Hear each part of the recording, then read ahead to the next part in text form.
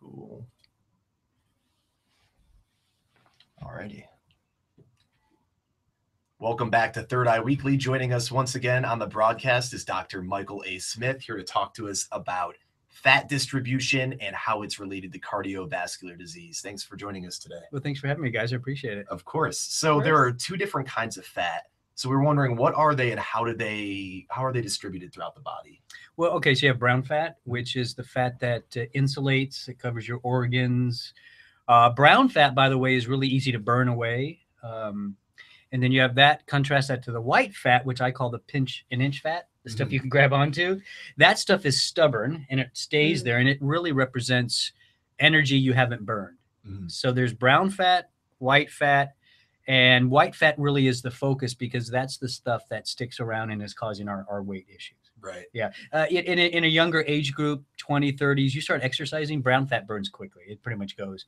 But it's that white fat that's stubborn. So we're always trying to find ways to manage that type of fat. Cool. Yeah.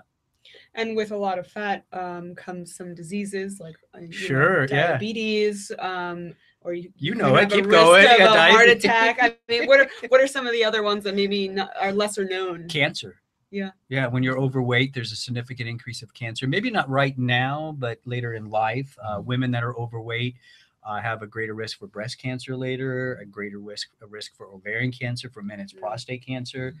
There's even an interesting study showing if you're overweight as a child, there's an increased risk of brain tumor later in life. So cancer. And then this one, I don't mean to scare your listeners, but it's true. If you're overweight, you have an increased risk of premature death. And that's death from any cause. Any cause, there's an increased risk of it when it comes to death if you're overweight. I mean, that's kind of scary. So just death in general. Death in general, yeah. And I know when I said that once, a person asked me, is that true for like accidents? Yeah, people that are overweight tend to die in accidents more than people that are underweight. Makes sense. Yeah, so a lot of it probably has to do with when you are sick and you're overweight, you're not as active, you're laying in the bed more. When people are immobile, that causes a lot of problems like in the hospital and stuff. But yeah, so everything you said, plus cancer, plus death. So it's pretty bad. Yeah. So we want to get back to a good, healthy weight for each individual person. Yeah. Right. And there's been recent research about a new kind of, or not a new kind, but just a kind of peptide that can possibly help battle some of these white fats. Yeah, this was an interesting story. It started in India. They were trying to figure out how to make chicken more lean, not for consumption, but chickens that are more lean are easy to take care of. In the end. So they started trying different supplements for the chickens, different types of protein. And they also tried something that probably you guys have drank before, and it's called brewer's yeast, Saccharomyces, right? I don't really know how they got to trying Saccharomyces with the chicken, but they did. And it was the only thing that worked. The chicken became leaner. They were easier to take care of. They were healthier. So they started doing some studies into what was in the Saccharomyces. It obviously is not just for brewing yeast now. Right. And they discovered a peptide called neuropeptide Y. And this peptide is really cool because it does something that no other appetite control supplement does. And that is control appetite at the brain level.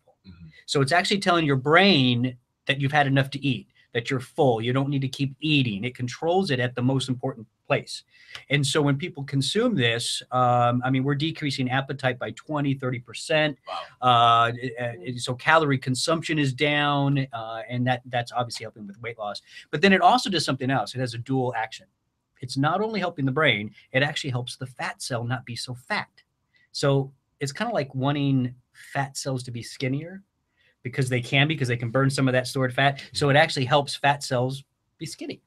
Wow. Yeah, it's pretty cool. Yeah. And how would somebody take, how could you apply this to real world life? Like, how can we consume that? Well, it comes in a capsule form. Yeah. I mean, you're not drinking beer is not going to do it. Yeah, exactly. It's not. Yeah. What we've done is there's different ways of actually taking the supplement. You can do a full Saccharomyces capsule, which is more like a probiotic because it is a healthy yeast species. It is good for your gut. That may help some, but you probably want to do what we've done at Life Extension is we've concentrated that neuropeptide Y in a capsule. So you're getting some of the Saccharomyces, but you're really getting a standardized concentrated form of that peptide. So the results are going to be better than just like taking a full probiotic. Okay. And what does the research look like currently for these peptides? Have there been clinical trials? Yeah. So there's been well, obviously it started with the chickens, but now we do have human clinical trials. As I said, in humans, a decrease in calories, 28-30%, about 4 or 5 pounds of weight loss in only 4 to 6 weeks, Wow. which is really that's still a safe number. You don't want to lose too much weight too fast, so it still falls in within a safe time period. In a safe amount, but it's pretty significant when you can lose 4 pounds by just taking a peptide. Definitely. Yeah, and that's human clinical studies. And is that in conjunction with maybe exercise or certain other variables? Yeah, it should be, but in these studies they didn't.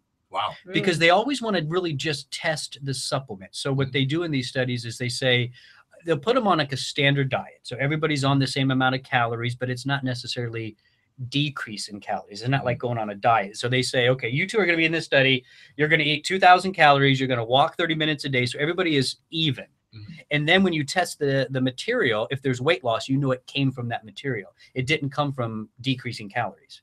So in this study, and in most weight loss studies, lifestyle doesn't change really. It's just consistent with everybody. And so we know that the weight loss effect is coming from the peptide. Interesting. That is interesting. And you were speaking a little bit about some other things that can happen to the skin due to obesity. Yeah. Does the peptide also help with that? Well, it's good if it helps you lose weight. Yes, because fat causes inflammation. And there's I call it fatflammation. So fat cells aren't just these jiggly little pinch and inch things, right? They actually are quite metabolically active. What I mean by that is, although they don't burn a lot of energy, they're storing it. They produce a lot of proteins that cause inflammation. They're called cytokines. And these proteins can go throughout your body. They raise systemic inflammation. And chronic inflammation is the common denominator of all age-related disorders. So here you have a situation where you're overweight, and we know all the risks that causes, right? And then you add to the fact that it increases inflammation, which is another leading cause of a lot of problems.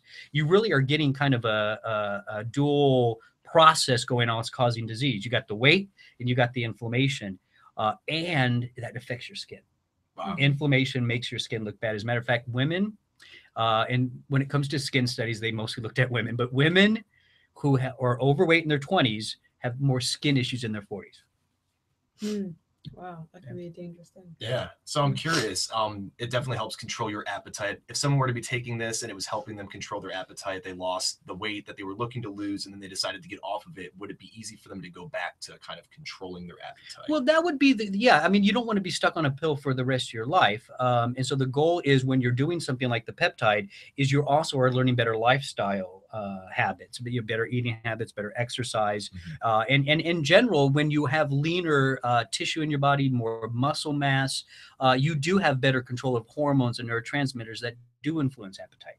But that may take some time. So that's where the pill comes in. So you lose some weight, you're used to that new lifestyle, and then eventually maybe a year later, you're not needing the capsule anymore. Excellent. Yeah. All right. All right. Thank you for joining us. Thank you. Thank you. Appreciate it.